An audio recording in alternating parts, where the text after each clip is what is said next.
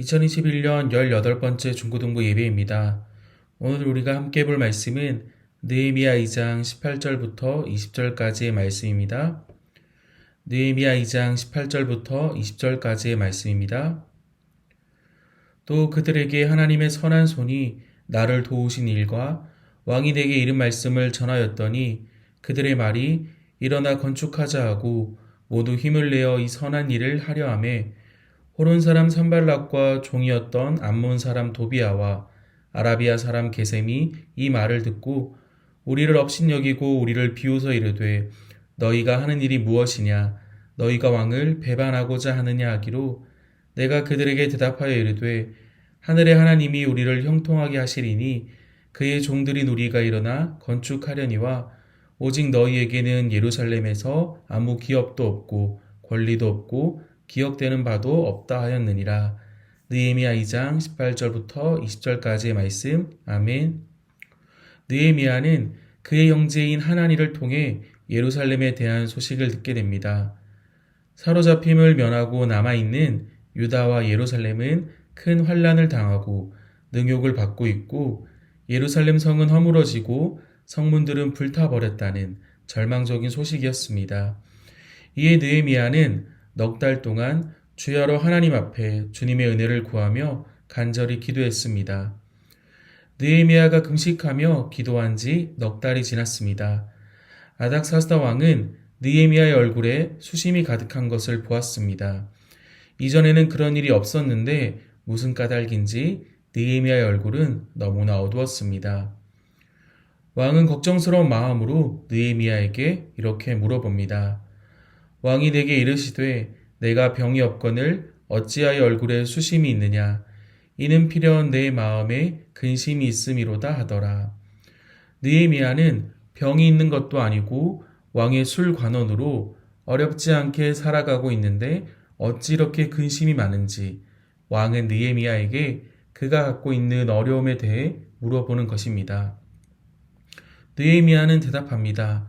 조상들의 묘실이 있는 성읍 바로 예루살렘이 황폐하고 성문이 불탔기 때문이라는 것입니다. 느헤미야가 이토록 근심이 가득한 이유를 알게 된 아닥사스다 왕은 내가 무엇을 원하느냐라고 묻습니다. 느헤미야는 왕의 질문에 답하기 이전에 자신 또한 먼저 질문을 합니다. 아닥사스다 왕이 아닌 하나님께 먼저 여쭈었습니다. 내가 곧 하늘의 하나님께 묵도하고 느헤미야는 하나님께 먼저 기도했습니다. 당시 세계에서 가장 큰 제국이자 힘이 있었던 페르시아의 왕 아닥사스다는 느헤미야가 구한 모든 것을 허락했습니다. 마음만 먹으면 무엇이든 할 수 있었던 자리에 있던 아닥사스다 왕이지만 그가 이 모든 것을 허락해 준 것, 그리고 허락할 수밖에 없었던 이유를 성경은 이렇게 기록합니다. 내 하나님의 선한 손이 나를 도우심으로 왕이 허락하고 하나님의 선한 손이 도우셨기에 이 모든 일이 이루어졌다고 고백합니다.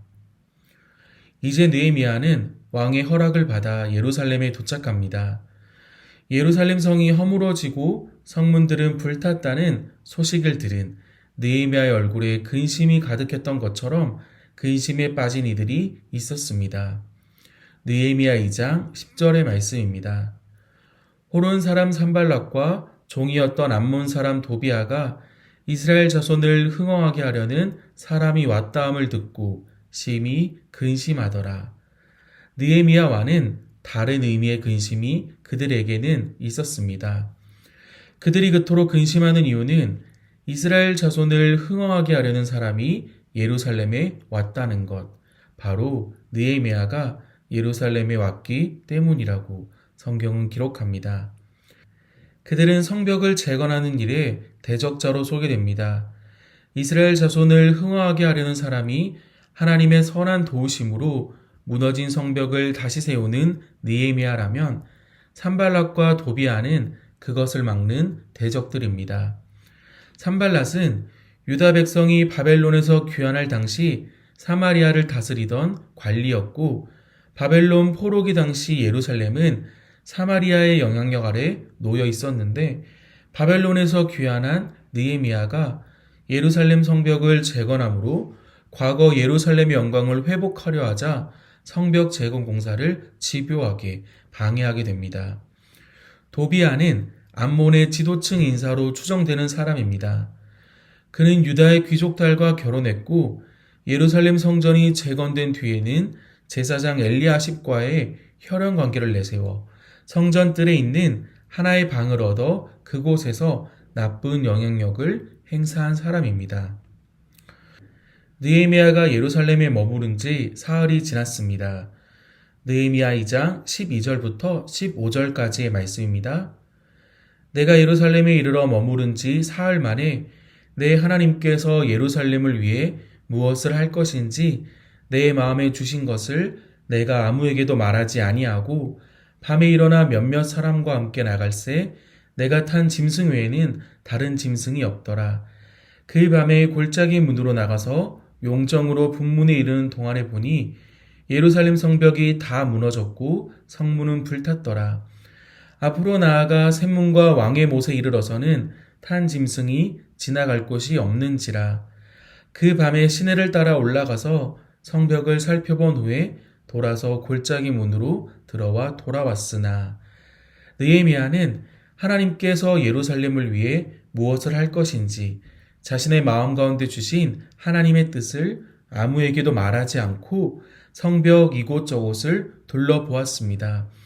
성벽은 무너지고 성문은 불탔습니다.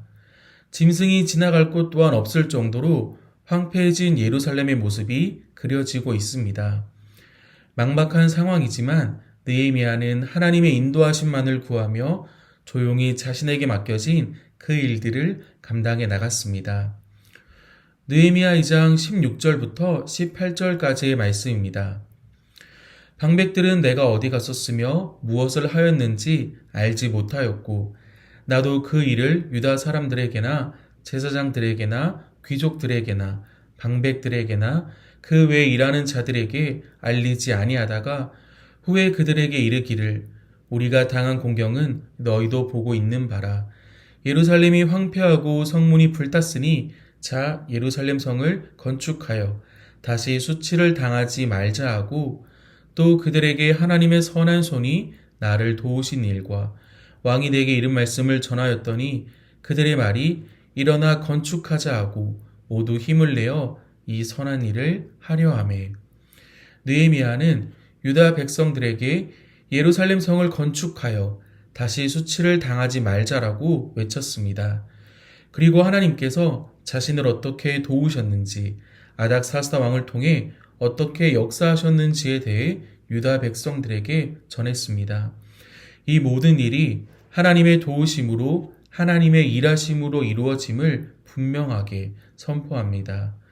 이에 유다 백성들은 일어나 건축하자라고 말하며 이 선한 일에 힘을 합하겠다고 말합니다.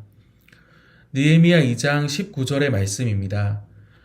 호론 사람 산발락과 종이었던 암몬 사람 도비아와 아라비아 사람 게셈이 이 말을 듣고 우리를 업신여기고 우리를 비웃어 이르되 너희가 하는 일이 무엇이냐 너희가 왕을 배반하고자 하느냐 하기로 유다의 대적자들인 산발락과 그의 종 암몬 사람 도비아 아라비아 사람 게셈은 유다 백성들이 일어나 건축하자라고 한 말을 듣게 됩니다. 느헤미야와 유다 백성들을 업신여기고 비웃었습니다. 그리고는 너희가 하는 일이 무엇이냐 너희가 왕을 배반하고자 하느냐라고 말하며 성벽 재건을 방해하고 위협했습니다. 그들의 비웃음과 업신여김에 대해 느헤미야는 어떻게 반응했습니까? 느헤미야 2장 20절의 말씀입니다. 내가 그들에게 대답하여 이르되 하늘의 하나님이 우리를 형통하게 하시리니 그의 종들인 우리가 일어나 건축하려니와 오직 너희에게는 예루살렘에서 아무 기업도 없고 권리도 없고 기억되는 바도 없다 하였느니라. 비웃음과 업신여김에 대해 느헤미야는 하늘의 하나님이 이 모든 일을 우리를 형통하게 하실 것이라고 말합니다. 바벨론 포로에서 돌아온 유다인들을 그의 종들인 우리가 라고 말하며 자신들을 하늘의 하나님이 이루시는 그 일을 따르는 주의 종이라고 말합니다.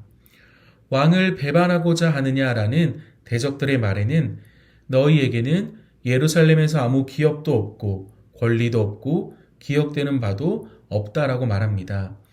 느헤미야는 예루살렘으로 돌아온 유다인들이 왕의 허락을 통해 돌아온 것이고 성벽 재건 또한 허락된 일임을 분명하게 밝히고 있습니다. 하나님의 선한 손이 그들을 도왔지만 산발락과 도비야, 게셈과 같은 대적자들이 그들의 일을 막으려 하고 있습니다. 그들은 느헤미야와 유다 백성들을 업신여기고 비웃고 있습니다. 그러나 느헤미야와 유다 백성들은 한 걸음도 뒤로 물러서지 않습니다. 지금 그들의 하나님의 선한 손이 함께하는 하나님 아버지의 일, 바로 선한 일을 감당하는 것이기 때문입니다. 그렇기에 느헤미야는 더욱 당당하며 단단하게 그들 앞에 섰습니다. 자신의 신분이, 자신의 책임이 무엇인지를 분명하게 알았습니다. 하나님의 부르심을 받은 것이, 하나님의 택하심을 받은 것이 고난을 겪지 않을 수 있는 하나의 비결은 결코 아닙니다. 우리는 고난을 겪지 않을 이유나 방법을 찾는 것이 아니라 어려움과 고난에 어떻게 대처하는가를 생각해 봐야 합니다. 느헤미야와 유다 백성들에게 고난은 결과가 아니었습니다. 그들에게 닥친 지금의 고난은 하나님의 선한 일을 이루기 위해 반드시 넘어야 할 하나의 과정이었습니다. 그들이 지금 감당하는 일이 하나님께서 주신 사명이고 하나님의 선한 도우심이 함께하는 선한 일임을 알았기에 그들은 지금 자신들이 맡은 일들을 묵묵히 감당하며 그들 앞에 놓여 있는 고난 앞에서도 담대할 수 있었습니다. 우리가 또 잊지 말아야 할 한 가지가 있습니다. 우리의 신앙생활 가운데 겪는 고난이 정말 하나님의 뜻을 받고 하나님의 일을 감당하면서 겪는 것인지 아니면 나의 생각과 욕심으로 인해 생기는 고난과 어려움인지를 우리는 분명하게 나누어서 생각해 봐야 합니다. 그것을 분별하는 것은 결코 쉽지 않습니다. 어쩌면 고난을 이겨내는 것보다 훨씬 어려운 일입니다. 우리는 연약하고 어리석은 자들이기 때문입니다. 그렇기 때문에 우리는 하나님 앞에 나와 하나님의 뜻을 구합니다. 하나님의 선한 뜻이, 하나님의 선한 일이 우리의 삶을 통해 이루어지고 우리의 말과 행동이, 우리의 삶이 주님의 뜻에 합당할 수 있도록 기도하며 간구하는 것입니다. 느헤미야는 왕 앞에 설 때 그는 왕에게 구하기 이전에 하나님에게 구했습니다. 느헤미야는 대적들 앞에 설 때 그는 이 모든 일을 형통케 하실 하나님만을 의지했습니다. 느헤미야의 기도는 자신의 결정과 안위를 위한 것이 아니었습니다. 하나님의 도우심을 구하는 기도였고 하나님의 일하심을 기대하는 기도였습니다. 우리의 삶도, 우리의 기도도 이와 같을 수 있기를 주님의 이름으로 축복합니다. 여러분의 기도가 더욱더 진실되게 갈급한 마음으로 하나님의 뜻을 구하는 기도가 되고 여러분의 삶이 그러한 기도에 하나님께서 응답하시는, 새 일을 행하시는 하나님의 살아계심을 증거하는, 하나님의 선한 일에 동참하는 여러분의 삶이 되기를 주님의 이름으로 축복합니다.